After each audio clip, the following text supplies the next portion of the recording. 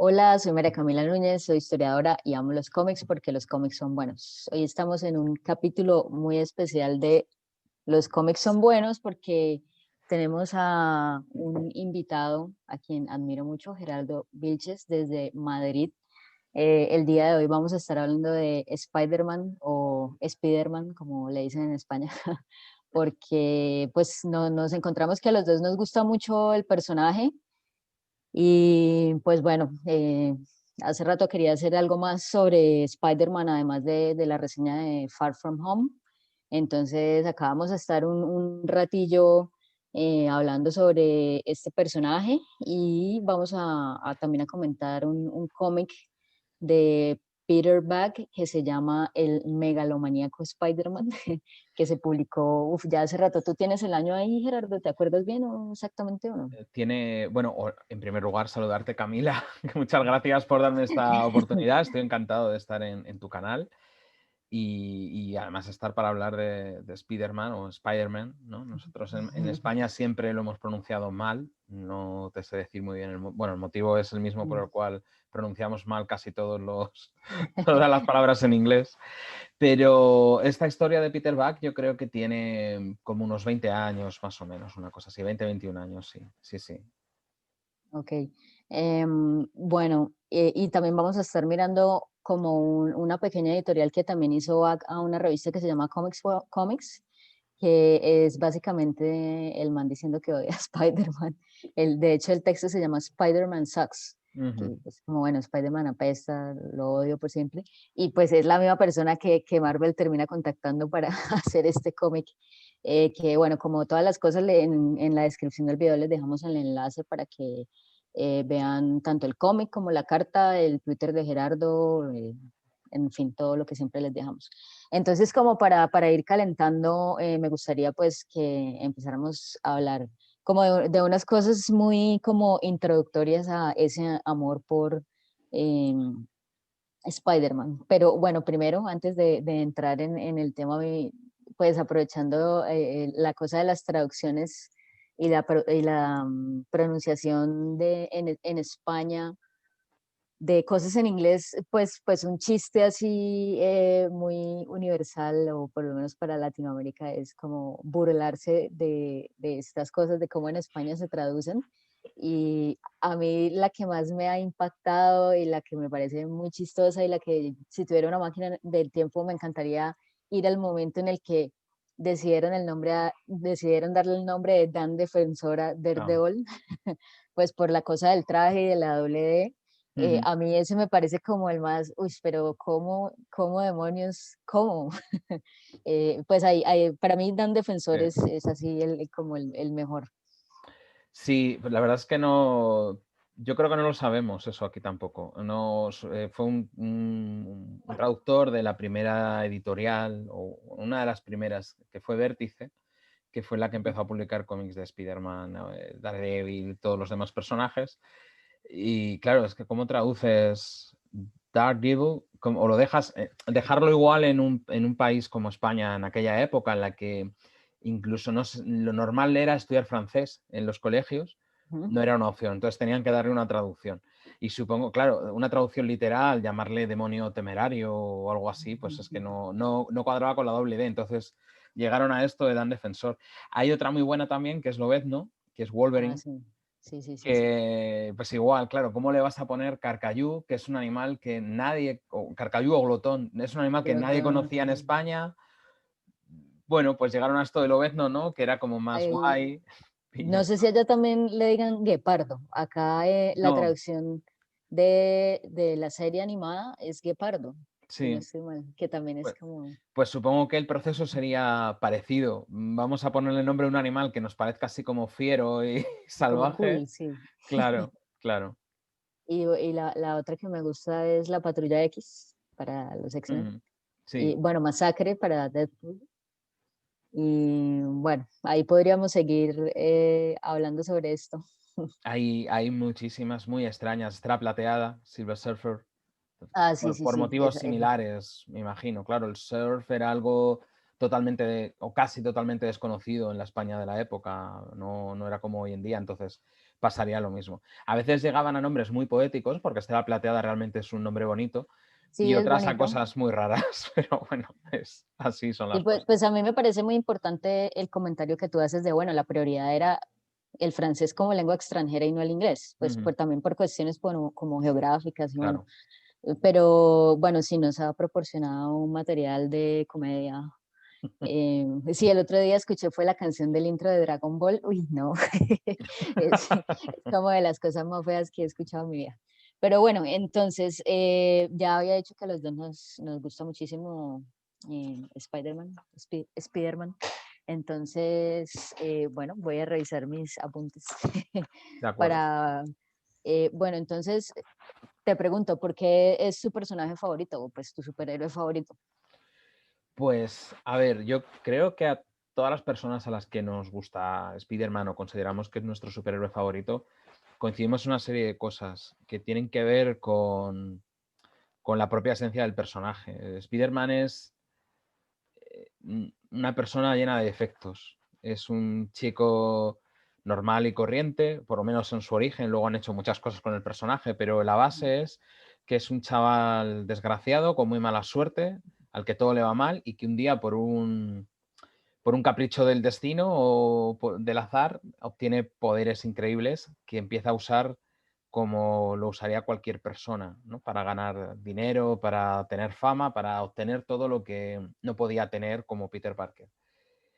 Y entonces sucede algo, que es la muerte de su tío Ben, que ya hace que él tenga un leitmotiv durante toda su trayectoria, ¿no? Digamos que es lo que le hace despertar al mundo adulto y de manera simbólica y empezar a ser un superhéroe. Claro, esto comparado con los superhéroes clásicos, que digamos que muchas veces tienden a ser ya personas nobles, de altos ideales, antes de tener los poderes, digamos que los poderes les dan una posibilidad de ser todavía más heroicos. Pues frente a eso tenemos algo que tiene mucho también de contracultural, seguramente. Peter Parker no era un triunfador, no era el típico Wasp que podíamos encontrar, pues no sé, en otros héroes clásicos como Flash Gordon, por ejemplo, ¿no? Era un chaval pobre de un barrio residencial de Queens, huérfano, todo le iba mal y todo le sigue yendo mal. Los poderes no vinieron a solucionar nada, al contrario, le dieron todavía más problemas. Entonces, esa doble faceta que él tiene de chaval hiper mega responsable, con muy mala suerte, con muchos problemas, con muchas cargas, y al mismo tiempo el superhéroe dicharachero, ¿no? Lleno de Ujú. energía, de chistes, y también como una máscara que a él le servía para sublimar muchas cosas que no podía hacer como Peter Parker. Hay como un poco de, ¿cómo decirlo? Pues casi freudiano, ¿no? Un tema ahí de sublimación, de muchísimas frustraciones que él tenía en su vida. Da un personaje que para mí es absolutamente redondo. Evidentemente luego se pueden hacer buenas historias o malas historias con él, pero el concepto me parece imbatible, ¿no? Sobre todo por todo lo que tiene de vuelta posmoderna al concepto del superhéroe. De hecho, uno, si se lee los primeros números de Spider-Man, se da cuenta de que es terriblemente irónica esa serie. Se está riendo del género en muchos casos. De una manera, como digo, muy posmoderna. Eso es súper curioso. Te puedes encontrar con personajes que se ríen de las pintas que llevan los superhéroes y los supervillanos. Y eso es una convención del género. Nadie, en un TVO anterior de Superman o de Batman, nadie se ríe de cómo va Batman. Batman mola, ¿no? Lleva su traje es guay. Todos sabemos que fuera de los TVOs sería ridículo, pero en los cómics hay una convención, una norma no escrita, ¿no? De que la gente se viste así y no pasa nada. Y sin embargo, estas cosas en Spider-Man sucedían y de alguna manera mantiene mucho de esa esencia en todas sus etapas, hasta el punto de que, bueno, yo los primeros cómics que leí del personaje eran muy posteriores, claro, yo empecé a leerlo acá en España en los años 90, a principios de los años 90, pero llevábamos un cierto retraso de publicación, me imagino que como en América Latina, con lo Ujú. cual, pues los primeros cómics que yo leí eran del año 87, 88 cuando Peter Parker ya estaba casado. Era un joven veinteañero, con Mary Jane, con otros problemas, otras historias, y sin embargo seguía manteniendo ese punto de realidad, de persona real a la que le pasan cosas que nos pueden pasar a ti y a mí. Y eso me parece que es lo que hace que el personaje sea tan atractivo. A mí me parece muy como interesante lo que dices sobre como la personalidad de Peter y cómo cambia cuando se pone la máscara. Es como si él se liberara cuando se pone el traje, porque Peter es como súper tímido, como sí señora, no señor, por favor, gracias. Y se pone el traje y uff, o sea, como el man se empieza a echar los súper chistes, nada más también como la manera en la que se mueve, en la que se expresa corporalmente Ujú. cambia. A mí eso me gusta mucho porque pues sí, uno podría pensar como, bueno, si nadie me viera la cara y ni supieran que soy yo, yo también me podría hacer un montón de cosas que como mis traumas y mis inseguridades no me Mm. permiten hacer normalmente. Y fíjate Em, que en los primeros números él se pasa el tiempo controlándose, controlándose una ira que lleva dentro por todo lo que le pasa, por cómo le hacen bullying en la escuela, ¿no? Con Flash Thompson, que luego va a ser su amigo más adelante, pero en ese momento era el típico abusón, ¿no? Del colegio. Y él está constantemente aguantándose la fuerza, diciéndose a sí mismo que no puede usarla porque tiene esa gran responsabilidad. O sea, es una persona que está en permanente tensión, que es algo bastante angustioso también. sí, eso, yo recuerdo que en Smallville, esta serie de Superman antes de ser Superman, una de las frustraciones de Clark era que no podía jugar fútbol americano ni ningún deporte porque pues nada, ni modo, el man hace así y los mata a todos. Mm, Y él todo el tiempo, o sea, como su mayor tragedia en un momento es como, pero yo quiero ser parte del equipo, del colegio. No me acuerdo si lo logra o qué sucede. Eso en Los Increíbles, en la película de Disney también pasa, ujú. que el niño, creo que se llama Flash también, no me acuerdo. eh, No me acuerdo, sí. También en un momento como que está en una carrera y los papás son como haciéndole así para que pares y como téngate, controle sus poderes. Eso a Mm, mí me gusta. Y otra cosa, pues tú también lo mencionas, que yo creo que es una constante en muchas obras literarias y de cultura, es como la figura del huérfano, que ujú. también es una manera en la que uno siente empatía por el personaje. Entonces, bueno, está Peter, que pues no tiene sus padres, pero tiene ahí sus figuras como pues de sus tíos, pero por ejemplo podemos pensar también en Harry Potter, en Frodo, el Señor de los Anillos, y bueno, un montón de personajes que también es como, yo creo que los escriben así una parte como de, vamos a hacer que la gente sienta lástima, pero sí, o sea, como que digan, ay, pues pobre Peter, tan buen tipo que es y tan mal que le ha pasado. Sí, sí, sí. Bueno, la figura del huérfano la tienes, desde luego, en muchas mitologías clásicas. Hay muchos héroes que son huérfanos o creen serlo, ¿no? Esto del típico héroe que tiene un origen divino, pero ha sido criado por padres adoptivos. Pero tienes en Dickens también, ¿no? En el folletín decimonónico lo tienes constantemente. Yo creo que además es una de las fuentes de los primeros cómics. Y luego lo que decías es muy interesante porque, claro, Smallville es una revisión del mito de Superman, del Ujú. concepto de Superman, que no puede evitar el peso de la revolución que supusieron los primeros cómics Marvel en el género. Es una humanización de un personaje que está pasado por ese tamiz, ¿no? De Stan Lee, de Steve Ditko, de Jack Kirby, de todo ese concepto que se resumió en la frase de superhéroe con superproblemas, ¿no? Pues esos superhéroes que tenían super debilidades, como hemos mencionado a Spider-Man, claro, pero bueno, todos tenían lo suyo. Daredevil era ciego, Tony Stark tenía una enfermedad en el corazón, la cosa siempre estaba atormentada, ¿no? Porque La no cosa es la podía. cosa, sí. Claro, claro. Entonces yo creo que sí, que eso cambió para siempre todas las reglas del género, sí. Sí, sí, es muy, muy, muy importante lo que dices porque todos sufren de alguna manera. Así pues tengan sus poderes y ciertas ventajas, pues por ejemplo, no sé, Iron Man es un multimillonario, pero pues también está sin padres, se alcoholiza, tiene la enfermedad del corazón, Mm. entonces sí es como medio novelón, sí, como meterles un drama a los personajes, pues para eso, como pues para hacerlo también entretenido, ¿no? Y que a uno uno sentir eso como, ay, pero Sí. pobrecitos. Entonces, sí, Sí, yo creo que genera mucha empatía eso, sobre todo en un momento, hablamos de los años 60, donde está cambiando muchas cosas de la sociedad norteamericana, donde empieza a haber muchas quiebras, muchas grietas, ¿no? En esa idea del American Way of Life de los años 50, en lo que todo tenía que ser perfecto, bonito.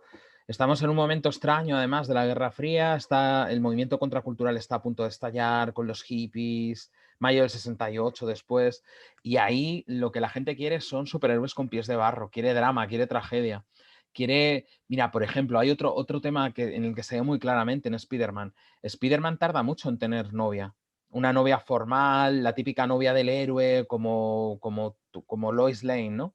Va teniendo relaciones que no se terminan nunca de cristalizar, ¿no? Como Betty Brant, y luego cuando le dan una novia, pues se pueden hacer spoilers, ¿no? De esta historia hace ya yo creo que ya, 50 años, yo creo sí. que sí. Bueno, pues efectivamente, ¿no? Tiene a su novia que viene a cumplir ese rol de novia eterna, de novia perfecta para él, que es Gwen Stacy, y muere en una historia que fue un auténtico trauma en la época para todos los seguidores del personaje.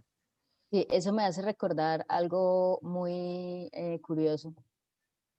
La verdad, yo se lo descubrí hace como 2 años porque estaban en una tienda de cómics en Estados Unidos y me puse a hablar con la persona que atendía y nos hicimos amigos y estaban muchos números que yo dije, uy, me los quiero llevar todos.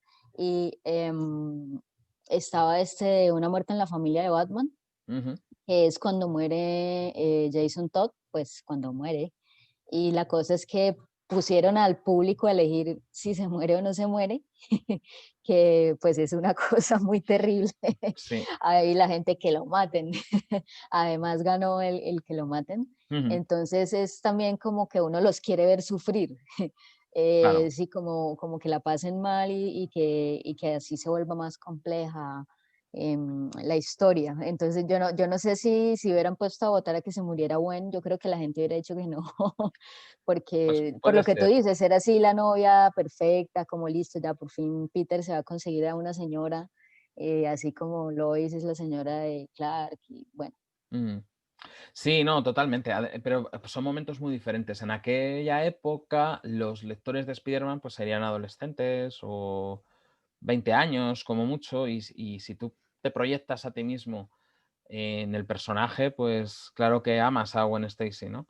Pero de alguna manera también Gwen era una novia adolescente, como él, y lo que sucede ahí es que Peter se hace adulto, por fin, después de esa historia. Sí, como que el trauma es lo que lo hace crecer, ¿no? Como, Exactamente, sí. Mira, hace unos meses, bueno, yo tengo un podcast, Pictopía, con Roberto Bartual, y hace unos meses tuvimos de invitado a Santiago García, que es guionista de cómics, y hablamos de la etapa de Jerry Conway y Ross Andru, de Spider-Man, que es justo lo que empieza después de la muerte de Gwen Stacy. Y él nos decía eso mismo, ¿no? Esa idea de que la relación con Gwen Stacy era una cosa casi falsa, ¿no? Era una cosa como muy ficticia y que, sin embargo, con su muerte el personaje entra en la madurez y en la realidad. Tiene como 2 años de serie hasta la saga del clon, en los que es todo absolutamente alucinante por el componente de realidad que tiene, ¿no? Y cómo en esos 2 años Peter Parker se hace verdaderamente adulto y empieza una relación mucho más compleja dentro de los códigos del género superheroico, claro, o sea, tampoco estamos hablando de locas de Jaime Hernández, ¿no? En cuanto a la recreación de las relaciones, pero sí que es cierto que en la relación con Mary Jane no tiene nada que ver con la de Gwen Stacy. La relación con Mary Jane es una relación mucho más real y Mary Jane ujú. es una mujer mucho más real, con muchos más matices de lo que fue Gwen Stacy. Y esa idea de Santiago a mí me parece muy interesante. Sí, sí, sí, de acuerdo. Em, bueno, ya que mencionaste la saga del clon, ¿qué opinas sobre Ben Reilly? Ah, pues fíjate, bueno, igual podemos contar brevemente para la gente que nos escucha, ¿no? Que Ben Ah, Reilly bueno, es sí. el clon de Peter Parker que en esa primera saga del clon que yo he mencionado de los años 70 se dio por muerto. O sea, es una historia en la que aparece un clon, aunque hay que decir que Jerry Conway en su último número, que acaba con esta saga del clon, lo que hace es jugar con una cierta ambigüedad, porque si recuerdas, lo que se dice ahí es que, bueno, que Peter Parker dice, bueno, pues yo me tengo que autoconvencer de que yo soy el de verdad porque el otro está muerto, entonces tengo que vivir, claro, pero no lo sabe realmente. Y entonces luego en los años 90 se recupera esa idea y vuelve el clon, que no estaba muerto, ¿no? Luego, bueno, se cuentan que estaba como en un estado catatónico, estas cosas de los tebeos, ¿no? De los cómics de Ahora, superhéroes. perdóname, estamos hablando de Scarlet Spider, de, pues la Eso araña es. escarlata, que es este traje rojo con el que es como un saco así sin mangas Sí, encima. con la Sí. capucha y todo, sí, sí, sí, exactamente. Bueno, ahí además fíjate, a mí me pasa con esta historia que me parece mucho más fascinante la historia detrás de la historia en sí que lo que pasaba en los cómics. O sea, me interesa mucho más todos los avatares editoriales porque ahí hubo muchísimos planes que se iban cambiando sobre la marcha en función de la aceptación que iba teniendo la historia en cada momento. Pero sí que hubo desde el principio, la idea era sustituir a Peter Parker. Precisamente, fíjate, por lo que hablábamos antes, Peter Parker estaba casado con Mary Jane y los editores y los guionistas de entonces veían que eso de alguna manera atentaba contra la identidad de Spider-Man, ¿no? De Peter Parker, que tenía que ser un eterno perdedor. Pero estaba casado con una supermodelo, entonces eso no Sí, cuadra. Y sí, o era un sea, Mary Jane momento. no es, No, no, no, no es claro, cualquier chica, ¿no? Es un efectivamente. bombón. Claro, exactamente. Y bueno, pues parecía también que no sabía muy bien qué hacer con el personaje de Mary Jane. Si recuerdas los cómics de esa época, pues ella tiene un rol como muy extraño, se hace muy antipática, la ponen como una novia sufriente que está en casa siempre quejándose, discutiendo con Peter, o sea, están intentando incluir ahí como un conflicto que no termina de funcionar y entonces llegan a la conclusión, dado que no la quieren matar y que divorciarlos seguramente habría sido una cosa un poco escandalosa Muy incluso. traumática, sí. Claro, claro, incluso aunque fueran ya los años 90, pero seguía siendo Estados Unidos, ya sabes. Sí. No estaba bien Y visto divorciarse. claro, exactamente. Entonces, bueno, se les ocurrió eso, recuperaron la historia del clon y la idea original era efectivamente sustituirlo, como de hecho sucedió, pero sin dar marcha atrás, como luego pasó, porque al final, bueno, yo soy totalmente incapaz de resumir esto de manera coherente porque no tiene ningún sentido nada, se va cambiando, van apareciendo muchos otros clones, otros Espera, personajes muy Gerardo, raros. ¿me puedes dejar compartir pantalla para mostrar la imagen Sí, de Porfis? sí, sí. A Vamos ver, a ver. sí, pues para las imágenes Sí, y que la gente se ubique. tengo que hacerte hospedadora, Ah, ok, así que dale, ya puedes. listo. A ver.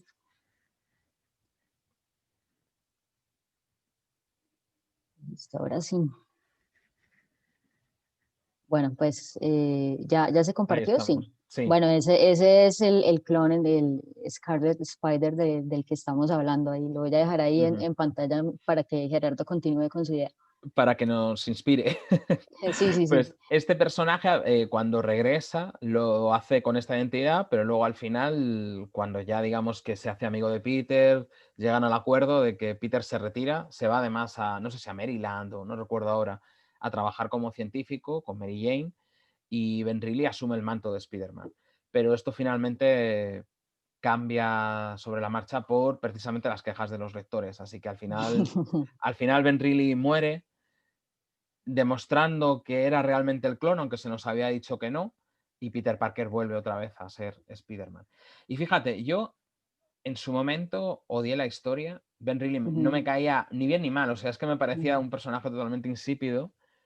Y agradecí cuando volvió Sí, Peter, porque al final pues era nuestro Peter Parker. Pero claro. ahora, más de adulto, a ver, el problema era que los cómics eran en general muy malos, pero la idea en sí tenía su sentido y podría haber dado lugar a historias interesantes y sobre todo a una renovación del personaje. Porque si lo pensamos también, después de la saga del clon, tampoco es que hayan hecho cosas con el personaje muy brillantes en general. A mí me gustó en su momento la primera saga de Straczynski y John Romita Ujú. Jr., pero luego no hay demasiado que me interesara hasta el punto de que acabé dejando de coleccionar la serie después de la Civil War, o durante la Civil War más bien. O sea que ahora de adulto tiendo a pensar que igual habría podido salir algo de ahí, por lo menos diferente, hacer otra Ujú. cosa, seguir avanzando, ¿no? Algo que hacen, por ejemplo, de manera más natural los cómics de DC, donde pues has tenido ya como 3, 4 linternas verdes, Ujú. 3 Flash, y eso hace que puedas renovar el personaje conservando su esencia. Y Pero está bueno, bastante bien lo que hacen con lo que tú dices, con los Flash, con los Linterna Verde. Yo creo que el gran éxito o como el único éxito que han tenido en ese renovar el Spider-Man sería con Miles Morales. No sé tú qué opinas al respecto. pues a ver, me pasa que no he leído Ultimate Spider-Man, no lo leí nunca, más que nada porque no soy muy, no me suele gustar lo que hace Brian Michael Bendis, alguna serie a lo mejor, pero no soy fan. Ujú. Y entonces no lo he leído, pero esa renovación me parece que va en esa línea de lo que digo. O sea, coger un personaje y, y hacer algo nuevo con él sin que eso signifique cargarte al otro, al anterior. Porque una de las cosas que a Exacto. mí me desagrada un poco, no sé si tenías pensado hablar de las películas y otras adaptaciones, pero Ujú. una cosa con la que a mí me cuesta empatizar es el hecho de que han convertido a Peter Parker en un eterno adolescente. En todas las películas es un Bueno, adolescente, en todas, una y ya, otra vez. ¿cuántas veces vamos a tener que ver morir al tío Ben? Claro, No claro, más, por favor. exactamente. Y además, teniendo en cuenta que cuando yo empecé a leer Spider-Man ya era un veinteañero casado, con otras preocupaciones, con otra vida, a mí realmente este Spider-Man me interesa mucho. El Spider-Man universitario, bueno, en las primeras películas de Sam Raimi sí que va a la universidad, se le ve ya como va avanzando, pero está como en un eterno reboot y es imposible verlo crecer y verlo madurar y convertirse en el Spider-Man que es en los cómics. Sí, Entonces eso a mí me echa un poco para atrás. Sin embargo, la jugada de tener a Miles Morales me parece que puede ser interesante, porque Miles Morales es lo que sería Peter Parker si naciera hoy, claramente, como sí, personaje. sí, sí, sí. Yo creo, ay, es que ahora no encuentro una imagen. Yo creo que, bueno, hablando de las películas, para mí, para mí, la mejor película hasta el momento es Into the Spider-Verse. No la he visto, Eh, no la he visto todavía. bueno, La tengo pendiente. yo creo que te puede gustar. Eh, Voy a hacerte spoilers. No, Disculpa, no hay Gerardo. problema, no hay problema. Entonces, yo creo que parte del éxito de esta película es que nos da, bueno, varias versiones de Spider-Man y una de esas es Peter B. Parker, que en este universo el man ya tiene 30 y pico, Ujú. se divorció, le salió barriga, está deprimido, eh, pero y así, sin embargo, pues muestra su lado heroico, tiene su historia de redención ahí dentro de la película, pero creo que yo estoy muy de acuerdo contigo en eso de como que lo dejaron siendo un adolescente por siempre y eso a uno ya no le interesa. No sé Claro, si es porque uno ya creció o qué, pero es como, pero por favor dejen que el personaje crezca, se desarrolla, tenga otros problemas, se enfrente a otras cosas de la vida.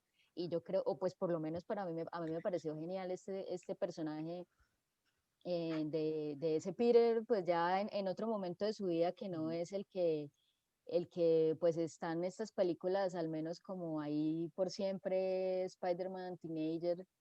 Y bueno, pues yo por eso creo que te puede gustar la película, pues me encantaría que me comentaras cuando la veas. sí, desde luego. Hay mucha gente que Em, me la recomienda y la quiero ver, sí, sí. sí, de hecho hoy tengo una camiseta de esa película. Ah, Puesta. qué Bueno, bueno. sí, además sale Peter Porker, que Ah, Spider-Ham, que pues a mí me encanta, me parece muy, muy chévere esa versión de Spider-Man, que también es ahí como un intento de Marvel ahí por apostarle a la comedia, que además tiene ahí todos los personajes, pues la mayoría de personajes de Marvel o los más representativos también en su forma de como animal ahí antropomorfizado, raro, chistoso. Pero bueno, ese era el comentario que quería hacer de este Peter. ujú. Y bueno, lo otro es, pues aprovechando que estamos en el tema de las películas, ¿cuál es tu adaptación favorita de Spider-Man al cine? Uf, es que en realidad, realmente no me gusta ninguna. Bueno, está bien, A también se ver, vale. las de Andrew Garfield no las he visto y las de Sam Raimi tendría que volverlas a ver. Tengo que decir que ahí es posible que me desagradaran porque, bueno, porque yo era un fan a ultranza de los cómics cuando las estrenaron, y igual quizás estaba esperando otra cosa y por eso no me gustaron. Y luego de las últimas, solo he visto la primera, está bien, está, bueno, pues como en esta línea nueva, ¿no? Del universo Marvel cinematográfico, que son todas películas entretenidas, que se dejan ver, pero tengo que decir que no, yo creo que no soy el público ideal de esas películas. Sí, Sí. porque además hay, a nivel como espectador normal, digamos, me parecen hechas, me parece una película hecha con mucha plantilla, ¿no? Como que todas tienen una estructura muy similar y pasan Ujú, cosas muy parecidas. Y luego, como aficionado a Spider-Man, pues que ya es una cosa más irracional, o sea, ya no lo puedo analizar tanto porque ya es una cosa de gusto. A mí no me entusiasma ver a Spider-Man High-Tech con... Lo comentamos, ¿verdad? Tú y yo el otro sí, día, con la Tony Stark trailer. como mentor, dándole una armadura de último modelo. Spider-Man Junior, digo, Iron Man Junior. Exactamente. A mí me gusta que se le acabe el fluido araña, que tenga que viajar en autobús, que no llegue a fin de mes, que tenga que sacar Mm, dinero porque les desahucian a él y a la tía May. sí, Si no nos tengo para el vamos al arriendo. Spider... Exactamente, si nos vamos al Spider-Man adolescente, eso es lo que a mí me interesa. Spider-Man tiene que andar corto de pasta. Si tiene una inteligencia artificial que le permite hacer toda una serie de cosas, no sé, creo que le quita mucha gracia al personaje y sobre todo Sí. le quita lo que lo hace diferente y hace de él pues otro más, otro superhéroe Ujú. high-tech más de la línea, ¿no? Como máquina de guerra o como halcón, o no sé, no le veo tanto Pues, interés. pues en conversaciones pasadas con Gerardo habíamos coincidido en que, bueno, primero que lo de Iron Spider no nos gustaba. Pues a mí me gustan las películas y me las seguiré viendo, pero, o sea, cada vez que sale Iron me dan ganas de suicidarme. Entonces, sí, como y Spider-Man así como, ay, Mr. Stark, no sé qué, sí, a mí eso me agota, sinceramente. Y eso ya lo había comentado en una reseña, la de Far From Home, es que, bueno, a mí me gustan mucho las de Andrew Garfield, pero Ujú. no las voy a defender. Yo sé que no son las mejores películas del mundo, pero ahí, o sea, a mí una de las cosas que no me gustó de las de Sam Raimi es que el man, pues Spider-Man, bota las telarañas porque las produce como biológicamente, porque esto está en Ultimate, no recuerdo en qué saga, pero yo odio Sí, eso porque una de las cosas que también hace diferente a Peter es que es muy inteligente, es un científico, lo que tú dices, él crea el fluido y eso sale en las de Andrew Garfield. Y pues bueno, sí, o sea, como eso es una de las cosas que como fan de Spider-Man quiero ver, pues igual, claro, ya uno tiene que saber que la película no lo va a complacer a uno como lector de cómic. Entonces yo lo que hago para no sufrir es, bueno, esto es un universo paralelo ya. claro. Pero a mí eso sí, o sea, no deja de molestarme precisamente lo que tú dices del Spider-Man High Tech con recursos ilimitados, porque Tony le heredó todo su dinero y su legado a Spider-Man. Sí, Y bueno, por eso a mí también me gustó Into the Spider-Verse, te la tienes que ver definitivamente. Pero sí, esa es como la molestia que yo encuentro en estas películas y ya en como los nuevos takes del personaje. Efectivamente, yo también creo que llegué hasta Civil War, bueno, me leí aparte de ahí lo de Miles Morales, pero pues yo ya no sé nada de Spider-Man. Así como que sí. si yo me pongo a leer ahorita, a hablar con alguien que sí esté al día, es como, uff, yo no tengo idea de qué me está hablando.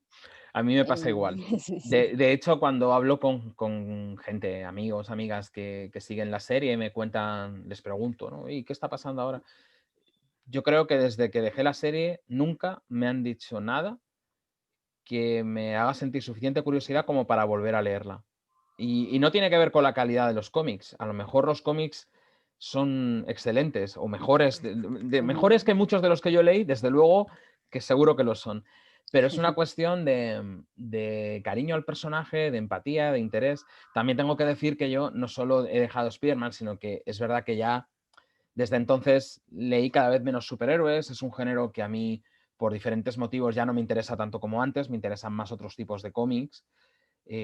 Quizá también porque, bueno, pues porque uno cambia, ¿no? No tiene siempre los mismos intereses, los mismos gustos, pero también porque he leído tanto que me cuesta mucho encontrar algo nuevo, algo que me sorprenda o que me motive como lector. Entonces, a eso se suma también. Pero a mí me pasa lo que dices. Yo todas estas cosas de Spider-Man, de Peter Parker trabajando en una gran corporación, todas estas versiones alternativas, los trajes de alta tecnología y luego súmale a eso todo lo de las resurrecciones, las muertes, las nuevas resurrecciones, que es algo común a todos los cómics de Marvel y que a mí me agota profundamente porque es algo que se ha acelerado mucho con el tiempo y que me parece totalmente erróneo porque elimina cualquier tipo de suspensión de la incredulidad. Yo no es para mí esto ya, sinceramente. Seguramente habrá gente que lo pueda defender o que sea muy fan de estas etapas, pero yo sin entrar a valorar su calidad, no soy su lector. Sí, pues como que uno siente que ya uno se fue en otro tren y ahora pues lo que tú dices, de pronto uno ya no es el público y a lo mejor efectivamente pueden ser hasta mejores que lo que uno leyó antes, pero es como que ya le da pereza. Sí, Exactamente, como sí. que, sí, a mí me pasa lo mismo, yo de superhéroes hace mucho no leo, a mí me gusta mucho, sí, pero ya no me motiva tanto como antes, pero pues es un tema que pues por eso estamos hablando acá de Spider-Man, ¿sí? Exacto, sí, Sí, sí. sí. No, eso no desaparece nunca, claro. El cariño al personaje lo tienes, pero es pues como un amigo o una amiga de la infancia y la adolescencia, que luego la vida te lleva a otro, cada uno a un Así. lugar diferente, la gente cambia, dejas de tener cosas en común y no pasa nada. Y un día te lo encuentras por la calle y te alegras mucho, te tomas un café y pues algo parecido me pasa a mí con Spider-Man. Está bastante acertada esa analogía. Bueno, antes de entrar a Peter Buck, ay, es muy chistoso que él también se llama Peter, ¿no? A pesar de Sí. que odia a Spider-Man. Bueno, así como última pregunta así de trivia, ¿cuál es tu villano favorito de Spider-Man? Me gustan mucho casi todos los clásicos. Los que diseña Steve Ditko me parecen todos maravillosos. Me gusta mucho, mucho Misterio.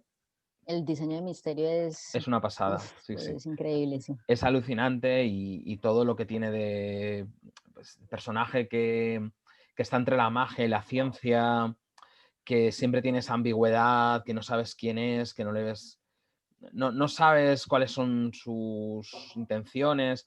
Me gusta mucho. Octopus también, por supuesto el Duende Verde, Electro, el Hombre de Arena, me gusta mucho la evolución Ujú. del personaje en aquella época en la que se rehabilitó, ¿no? Y fue incluso miembro de los Vengadores, una muy breve temporada.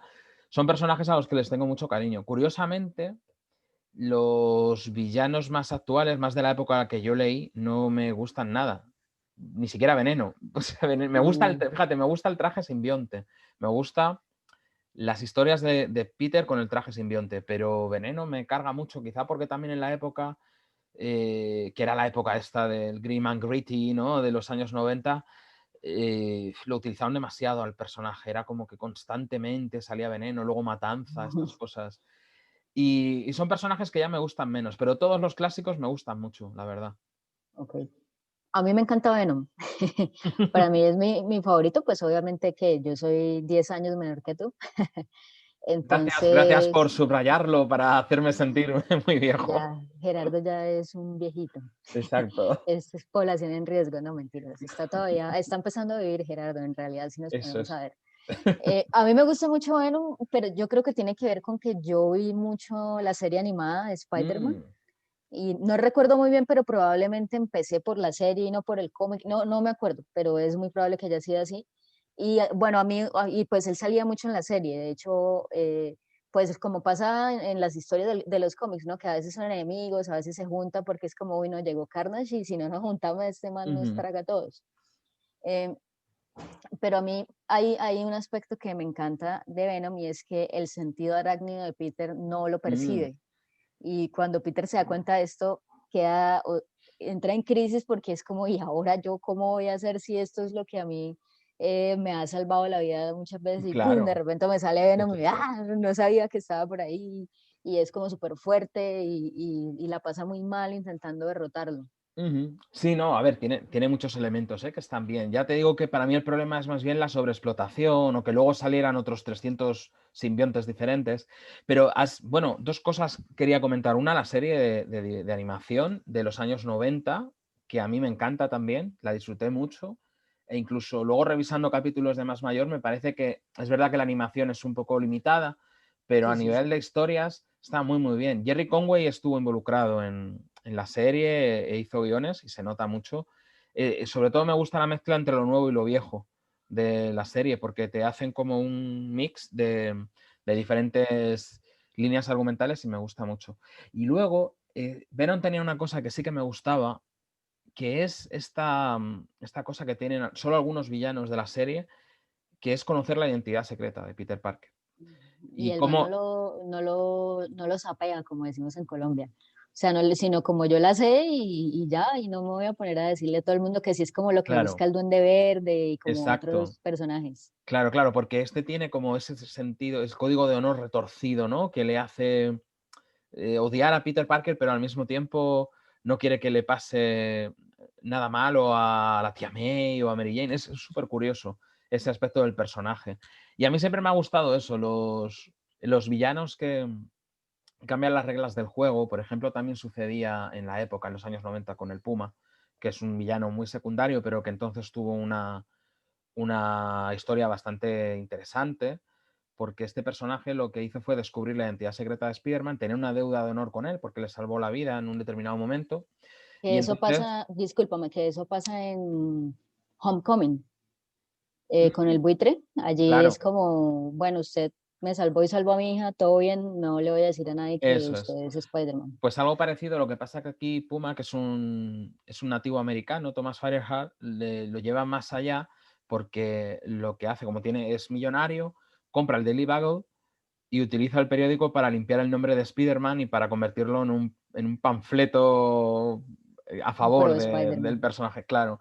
Y era muy divertido. Y ese tipo de personajes creo que son interesantes siempre, porque al final esa idea que tiene el superhéroe de si me quito el traje, ya está, ya este señor no me va a encontrar, puedo huir, podría no ser mi problema de alguna manera, pero si no puedes descansar cuando te quitas la máscara, todo se convierte en algo mucho más chungo. Ahí está el Puma. Eso es, eso Ahí es. está. Esto es de Sí, esa pero es etapa. súper clase B, ¿no? Es súper clase B ese personaje.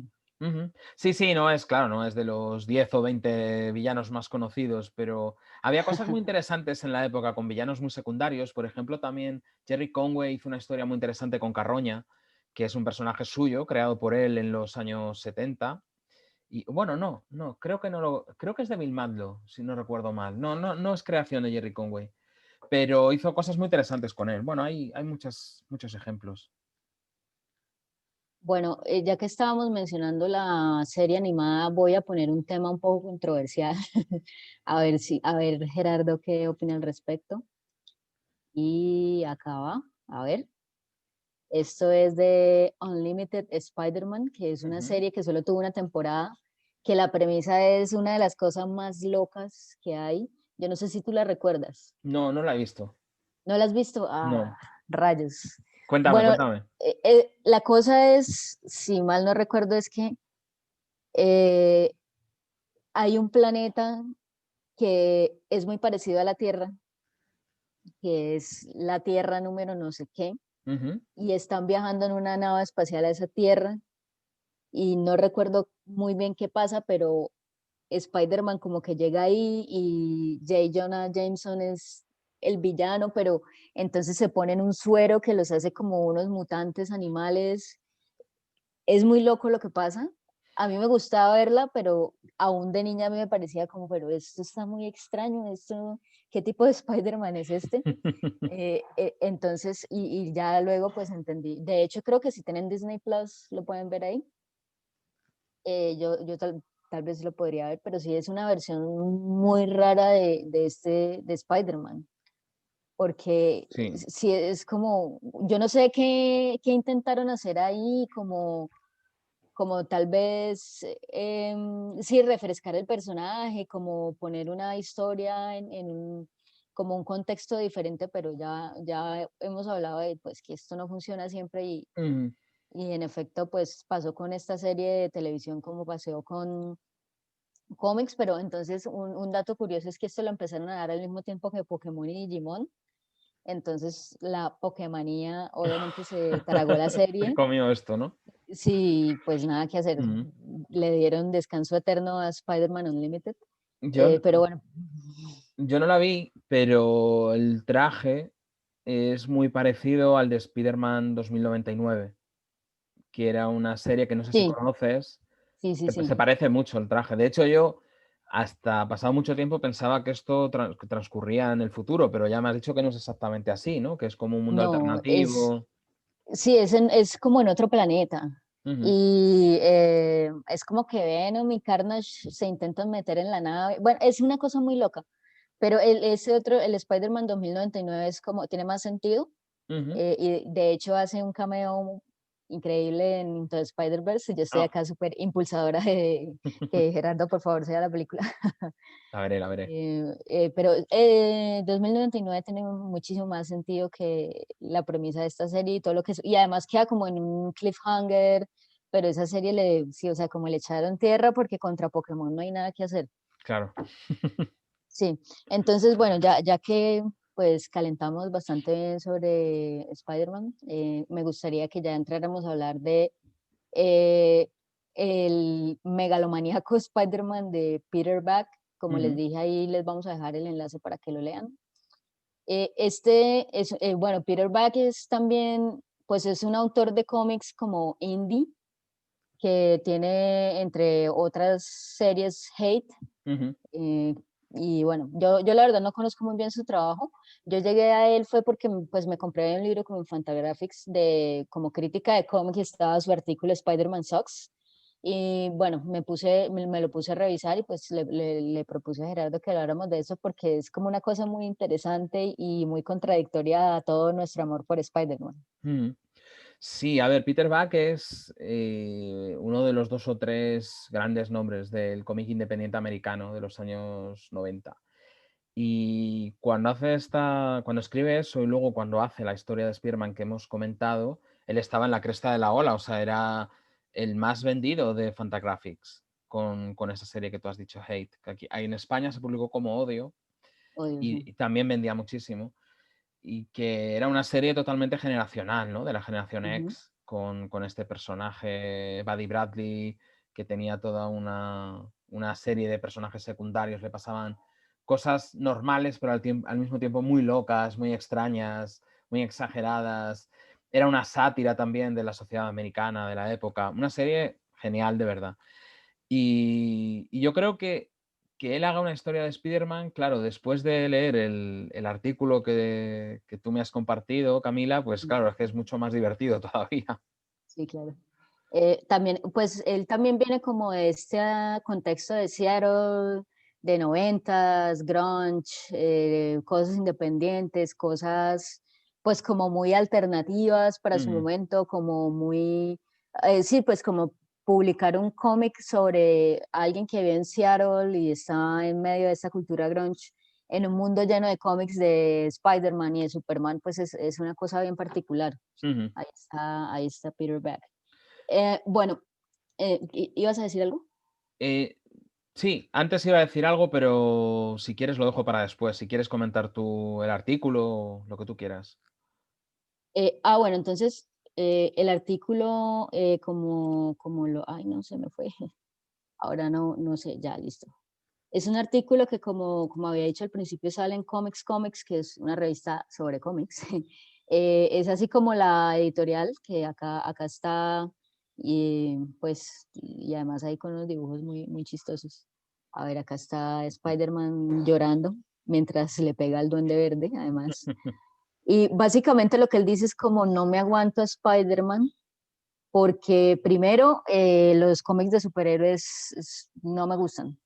Lo dice el man, dice como, pues cuando era un niño o un adolescente me parecían chéveres, pero ya me parece ridículo ser un adulto Ujú, que lee cómics de superhéroes.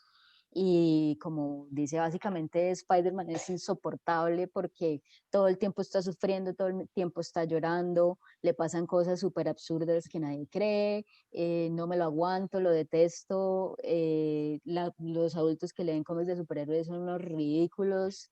mm, y además hay una parte en la que yo no sé si él está hablando en serio o no, eh, que pues no sé, Gerardo, tú me ayudarás ahí a interpretar.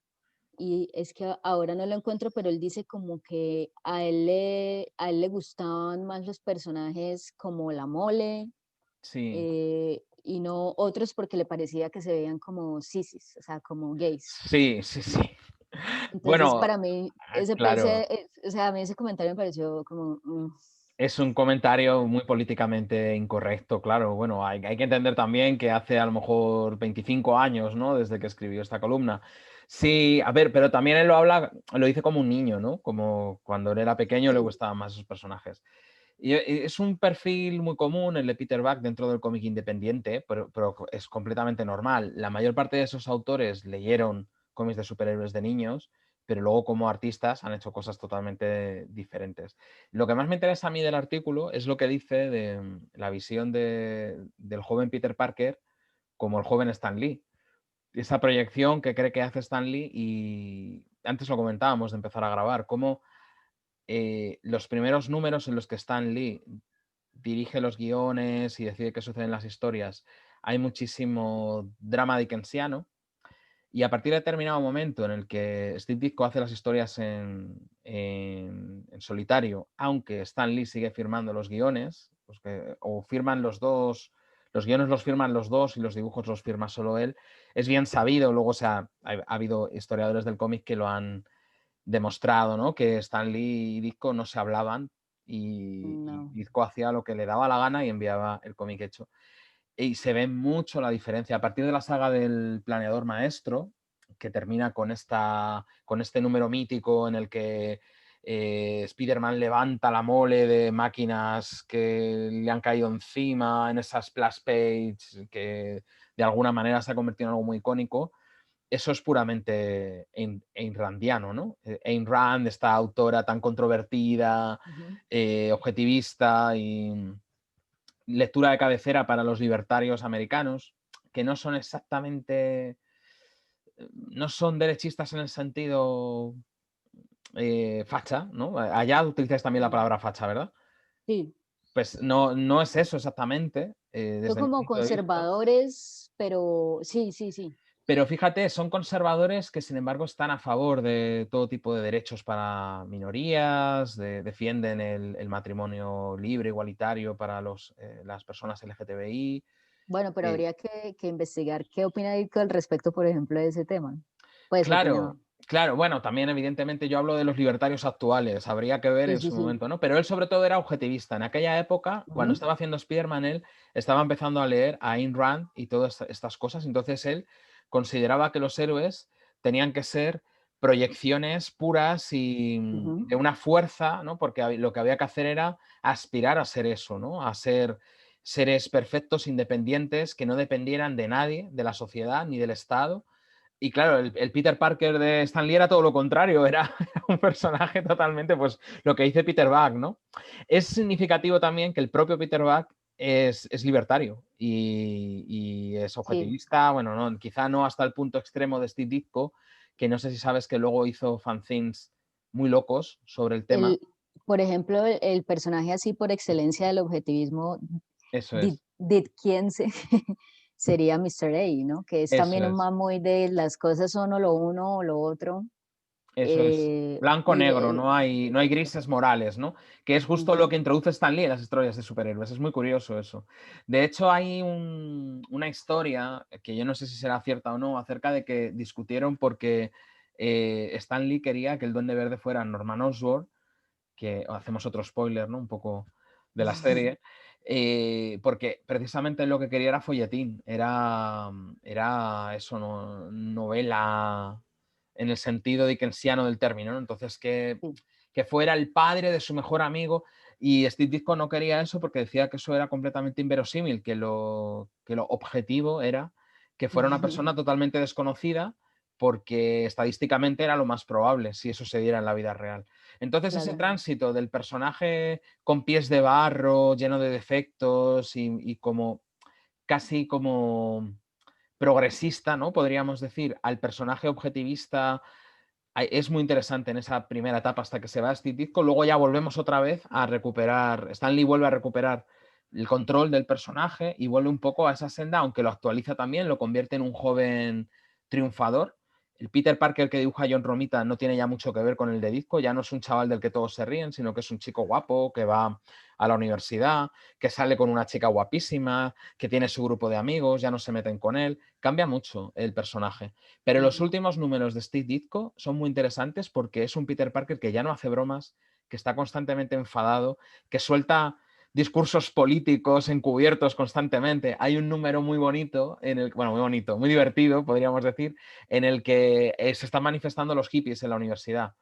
Y entonces Peter Parker coge por banda uno de estos melenudos y le echa una bronca, pero una bronca, vamos, que evidentemente con Stan Lee no sería posible, ni mucho menos con Jerry Conway, que Jerry Conway sí que era una persona abiertamente de izquierdas y muy cercano a esa cultura hippie. Hay algo muy interesante que dice Bug en este artículo y es como, bueno, él le explica, bueno, yo mi cómic de Spider-Man, el de Megalomaniac Spider-Man, lo que hice fue coger esa riña entre Ditko y Stan Lee, pues, y meterla ahí, pero Mm, además él dice, bueno, yo sé que entre los fans die hard de los cómics le llevan la mala a Stan Lee, pues por sus prácticas de negociante, que pues básicamente lo que hizo fue darle en la cabeza a todas las personas con las que trabajó y que se llevó el crédito, lo cual es cierto, pero Bach dice, pero vaya usted a ver qué pasó cuando Stan Lee dejó de hacer los guiones en estos cómics, vaya mierda.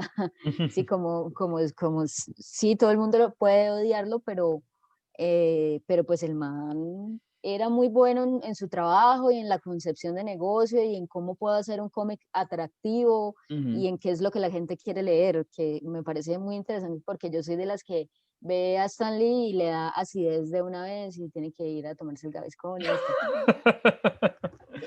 Estoy bastante de acuerdo con tu postura. Estoy muy en sintonía con ella. Sí, es evidente que él había cosas que sabía hacer muy bien y que conectó con el público y supo darles lo que querían. La cuestión con algunos personajes es que luego se ha ido sabiendo por investigaciones hasta qué punto Stan Lee hacía o no hacía. Por ejemplo, a partir de la mitad de la etapa de los Cuatro Fantásticos era Jack Kirby el que hacía todo, Ujú. excepto los diálogos, pero muchas veces los diálogos iban apuntados en las propias páginas originales y Stan Lee lo que hacía era que le daba su toque, su chispa, ¿no? Esa habilidad que él tenía para hacer diálogos muy coloridos, con mucho gancho. En el caso de Ditko, por lo que sabemos, se desentendió del personaje porque Ditko no le hablaba, o sea, directamente. Ditko enviaba las páginas y ya está.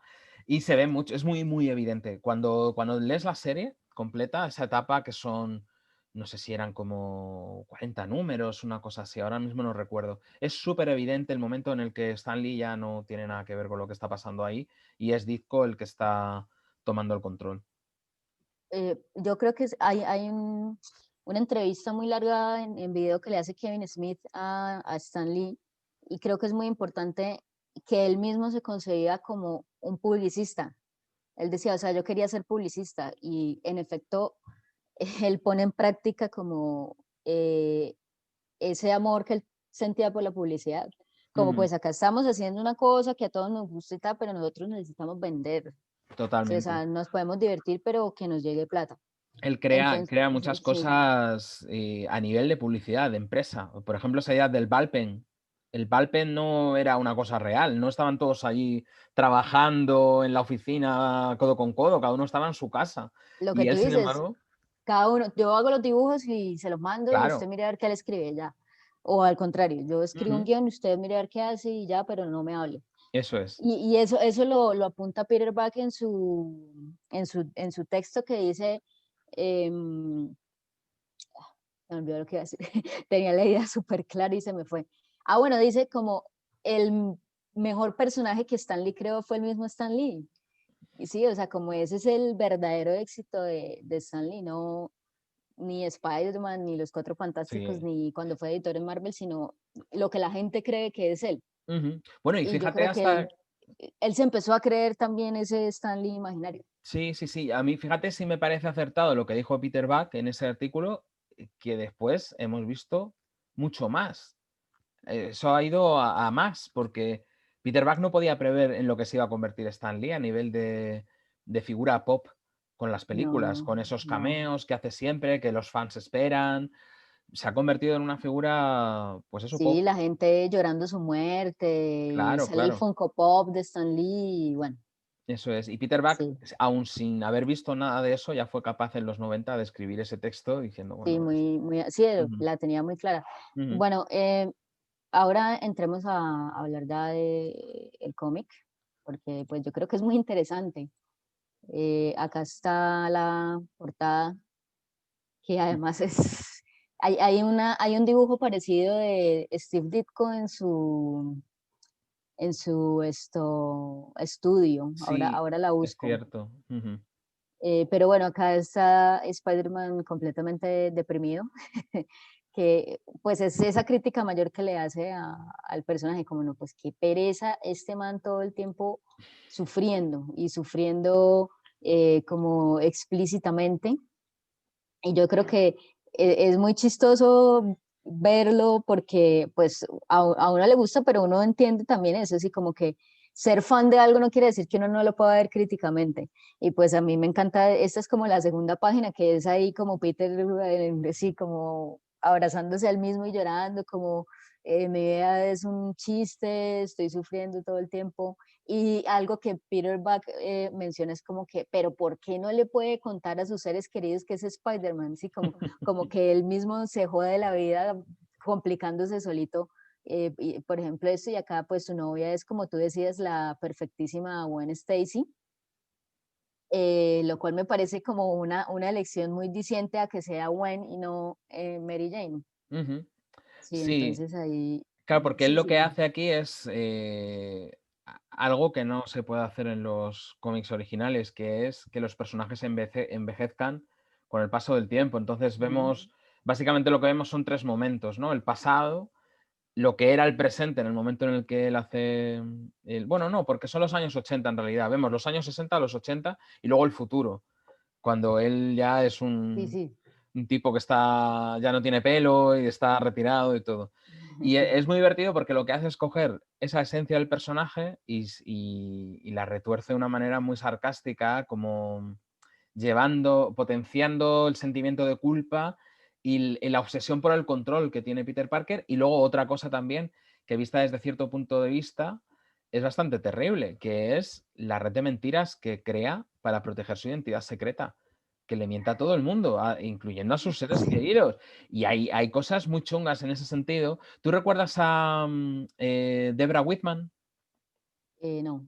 Bueno, es una novieta que tuvo, pues, en una época en la que rompió con Mary Jane, yo creo que es como a principios de los años 80, una cosa así, o finales de los 70. Bueno, es una chica con la que salió, que estuvo a punto de descubrir su identidad secreta. Bueno, de hecho lo hizo y él Uh. crea toda una excusa para intentar convencerla de que eso no es así, y la No, chica es un acabó. disfraz. Claro, claro, acaba, pues lo típico que hemos visto mil veces, pero la chica acaba mal y acaba yendo al psicólogo tocada porque cree que se lo ha imaginado todo y acaba muy mal. Uy. Y entonces, claro, efectivamente, aquí la tienes, mira, ¿ves? O sea, le hizo lo que se llama el gaslighting, Justo, como justo, tal cual, lo inventó él. El gaslighting lo inventó Peter Parker con Debra. Y claro, son cosas que en el contexto de un cómic de superhéroes con sus códigos, no lo ves como lo que realmente es. Y la mirada de Peter Buck, aunque sea una mirada satírica, lo ujú, puede descubrir. Entonces ahí vemos en ese cómic pues cómo él llega al punto de generar como una marca, ¿no? De Spider-Man, una multinacional, y tener a todo el mundo ahí a sus pies, incluyendo a Jonah Jameson. Es un cómic muy divertido, sobre todo también por lo que tiene de crítica de los progres y los hippies de los años 60, que muchos de ellos después, en los años 80, fueron yuppies, como sabes, sí. en fin, que fueron todo lo contrario a lo que quisieron ser en los años 70. Y eso le pasaba a este Peter Parker, ¿no? Que es un Sí, ahí auténtico. está con su Spider-Man Inc. Claro, claro, y además es un jefe muy chungo, ¿no? Como Es muy. una porquería. Claro, es un tipo súper abusón que proyecta todas las neuras que tiene él en los demás y los tiene Mira, ahí está, esclavizados. sí. Y los trata, los hace llorar, todo el tiempo están sufriendo ahí. Pero Sí. eso, a mí me gusta mucho que también es como profético lo del Spider-Man Inc., pero más Ujú. con Marvel Movies Inc., Exacto, sí, sí, que tienes esto razón. y está sobre exposición. y que me hace recordar a un comentario que me encanta de Art Spiegelman sobre las películas de cómics, que es lo que dice como, a ver, que haya una película de Spider-Man no quiere decir que todo el mundo va a comprar cómics de Spider-Man, sino que se van a comprar el cepillo de dientes de Spider-Man, sí, como el cuaderno de Spider-Man, lo que sea. Sí, sí, no, Y, y tuvo toda la razón cuando dijo eso. No sé, ¿sabes de qué época es eso? Esa frase. yo creería que de cuando salió la primera Mm. Spider-Man. Pues fíjate si ha sido otro profeta, porque realmente los cómics de superhéroes actualmente venden decenas de miles de copias, pero una película de superhéroes van a verla millones de personas en todo el mundo. Entonces sí que hay claramente una diferencia abismal entre una cosa y otra. Se han convertido en marcas, se han convertido en franquicias muy lucrativas, pero no por los cómics en sí, sino por todo el merchandising que generan Claro, alrededor, ¿no? Que es lo que hace este Peter Parker en el cómic. Utilizar sí. a Spider-Man como una marca, como un personaje que se puede explotar comercialmente. Ahí le podemos ver leyendo el... Sí, el Atlas Shrugged de Ayn Sí. Rand. Ujú. Sí, que pues era este libro que como que Ditko convirtió en su Biblia, más o menos, ¿no? Y pues Eso bueno, ya lo es. hablábamos de Mr. E y el objetivismo y bueno, en fin. Pero Mm. a mí me parece como un detallazo que haya incluido esto. O sea, a mí me parece que es un cómic muy bueno. O sea, como que muy Mm. pensado, como muy cuidadoso en lo que muestra y pues a uno que es enfermo por Spider-Man y conoce todas estas cosas, pues uno identifica eso y es como, uff, qué chimba, como así él lo odia y esto sea como una burla, pues es una cosa muy bien hecha, sí, uno no puede negar Sí. eso. Fíjate que al final del cómic, cuando va a verle el periodista en el futuro y se lo encuentra, lo Es localiza en un Ditko, piso. ¿no? Claro, claro, es exactamente eso es lo que iba a contar, que es como si fuera Steve Ditko que se apartó del mundanal ruido, acabó viviendo en un piso en Nueva York sin conceder entrevistas a nadie y le No se dice habla al más, sí. periodista, toma el libro, le da el libro este de Ayn Rand y le dice, pero no lo interpretes mal como me pasó a mí.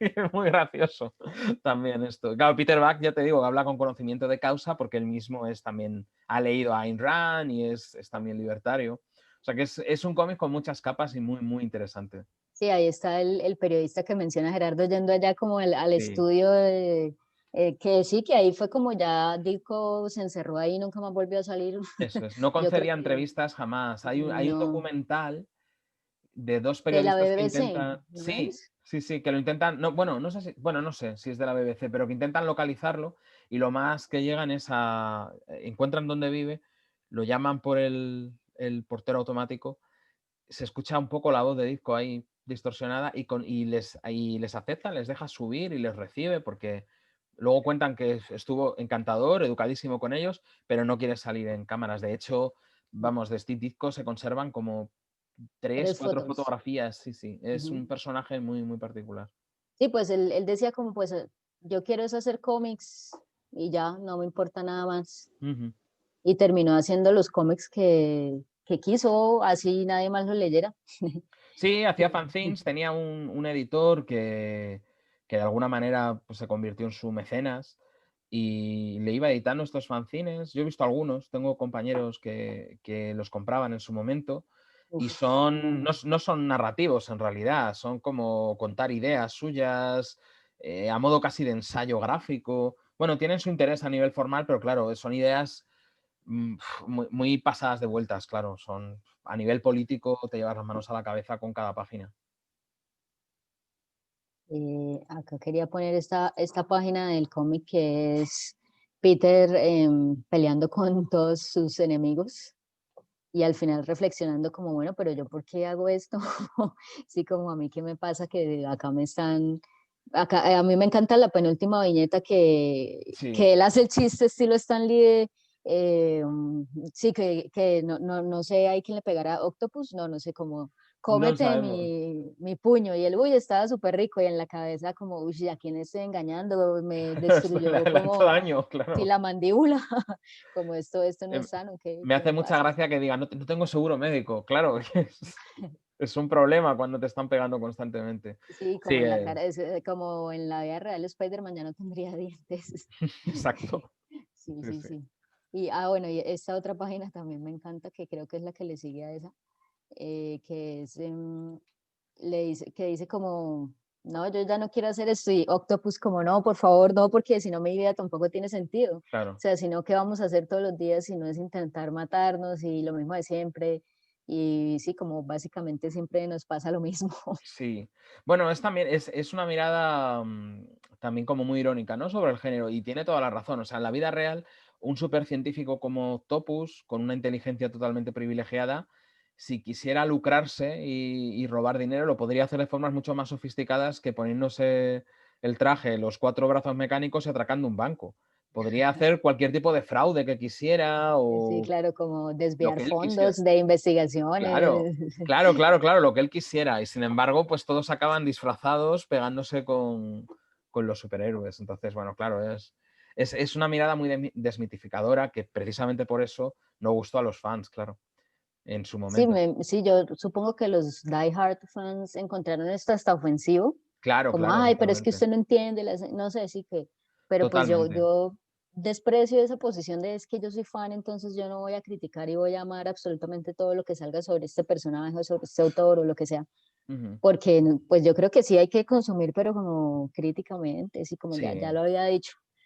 totalmente. Pero sí, como, pero pues a mí sí yo primero leí esta introducción de Bug, pues este pequeño texto de Spider-Man Sucks y yo como no sabía qué esperar sobre su cómic y lo leí y guash, o sea, como se convirtió en uno de mis cómics favoritos de... Tiene otro sobre Hulk que yo no he leído, pero que dicen que está muy bien también, muy divertido. Es que esto se enmarca en un momento. Bueno, él lo cuenta en el texto, que el texto, bueno, el texto no sé, ¿tú sabes de qué año es? Es un poco posterior, ¿no?, al cómic en sí. Uy, no, no tengo la fecha, no tengo la fecha. Bueno, debe de ser un poco posterior porque ahí ya, obviamente, si habla del cómic es posterior.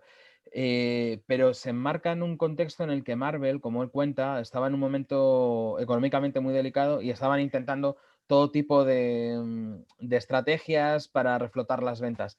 Y una fue contar con autores del mundo del cómic independiente, el cómic más indie, y darles la posibilidad de hacer historias de estos personajes. Hubo una miniserie que se llamó Strange Tales, Ujú. donde eran todo historias cortas de personajes de la casa, pero hechos por autores del mundo del cómic independiente. Y esto todo se debe al editor de este mismo número, Axel Alonso, que era un tipo que venía de Vértigo, de DC, y le dio esta nueva, bueno, no una nueva mirada, porque en el fondo no deja de ser una maniobra comercial como otra cualquiera, ¿no? Pero sí que salieron de ahí historias curiosas. También es muy chistoso cuando Peter dice como yo tampoco entiendo por qué me contactaron para hacer una historia de Spider-Man, porque abiertamente yo hablo de mi odio hacia el personaje. Sí. Pero Bueno, igual, pues, con tal de vender, pues háganle, quizás contraten al por que sea. eso, claro, claro, quizás por eso. Hubo también algunas historias de otros creadores más respetuosas, bueno, no más respetuosas, sino más de fan, ¿no? De persona que aunque no haga Sí, superhéroes, los leyó de pequeño, les tiene cariño. Es el caso, Daniel Klaus, por ejemplo, no sé si llegó a hacer algo en este movimiento editorial de Marvel, pero luego tiene una obra que es de Death Ray, que es un homenaje a los superhéroes, y él lo cuenta, que Steve Ditko le encanta y que todos los superhéroes que leyó de niño le parecen maravillosos. Pero Peter Buck es como más cínico, ¿no?, en este TVO. sí, no, pues por completo, sí, lo de Daniel Klaus es, sí, como, como un homenaje, como, Sí, tiene su punto retorcido también, ¿eh? La historia tiene cosas oscuras, pero se le ve de otra manera. Se ve que tiene una idea del género muy diferente a la que puede tener Peter Buck, claro. sí, pues muy al estilo de Daniel Klaus, que pues está, pues sí, tiene unas Mm, historias ahí todas fritas, pero pues a mí me gusta en general lo que hace. Digamos, a mí me gusta mucho Patience, me pareció mm, increíble, que es como ciencia ficción, viaje en el tiempo, en fin, ujú. recomendado también ahí. Pues yo creo que ya abarcamos todos los temas que habíamos planeado para nuestro debate. Ah, no, mentiras, me faltó una pregunta. Eh, los eh, 5 momentos, top 5 de historias o momentos de todo Spider-Man para ti. Uy, a ver, lo he pensado, ¿eh? He pensado en esto para el programa. Es muy difícil, pero yo sí que te puedo decir, yo creo que sí que te puedo decir 5. Uno sería la historia de The Amazing Spider-Man número 50 de Stan Lee y John Romita, que es una de las, creo que es la mejor historia de Spider-Man dejando de ser Spider-Man que hay, que también tiene, en su Ah, momento bueno, fue bastante rupturista. Es esta imagen icónica en la que deja el traje en el la cubo de basura, sí, que sí, luego sí. se homenajea en la segunda película de Sam Raimi, de hecho. Me encanta ese cómic precisamente porque, de alguna forma, este es Spider-Man No More. Es un número en el que por primera vez en toda la serie no hay villano. Spider-Man se está enfrentando a sí mismo, a todos sus demonios, a todas sus neuras, y llega a la conclusión de que tiene que madurar y dejar atrás los juguetes de la infancia, dice, ¿no? En esa viñeta en la que deja el traje tirado en el cubo de basura. Pero luego, a través de un proceso de introspección, llega a la conclusión de que madurar no es eso. Madurar es asumir tus responsabilidades, y para él ser Spider-Man es su responsabilidad porque tiene sus poderes y vuelve a serlo. Luego también te podría mencionar toda la etapa de Jerry Conway y Ross Andru. Hay un número concreto, no te sé decir. Es una etapa muy cohesionada. La leí hace poco para lo que te decía, para el programa de Pictopía que grabamos hace unos meses. Y es bastante lineal al final. O sea, no es una serie de historias, sino que está todo muy bien concatenado. Y eso me parece lo mejor que se ha hecho con el personaje, la verdad. Me parece Aquí encontré una cumbre. una página muy linda que ya la comparto. Esta es de Rosandro. No sé si era específicamente de lo que decías. Sí, sí, seguramente.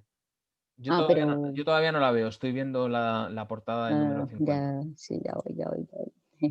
Se me enredó acá, listo, ahora sí.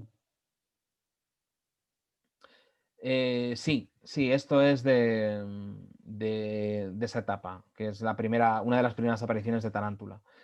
Luego me iría a una historia que hace tiempo que no leo, pero que me dejó muy buen sabor de boca, que es la de La última cacería de Kraven, Ah, ok. de Last Maisek Hunt, y, sí. sí, eso es, de Maisek y Jan-Marc de Matis, que me parece como historia cerrada, única, de lo mejor que se ha hecho también con el personaje, aunque tiene muchos tics de estos de lo que decíamos antes, ¿no? Del grim and gritty de los años 80 y Ujú. 90, pero es una historia que está muy, muy bien. Y luego, bueno, una favorita mía es La muerte de Harry Osborn también, de Jan-Marc de Matis y de Ujú. Sal Buscema, que es como, bueno, el cómic, para mí fue como para los lectores de 20 años atrás la muerte de Gwen Stacy, por decirlo de alguna manera.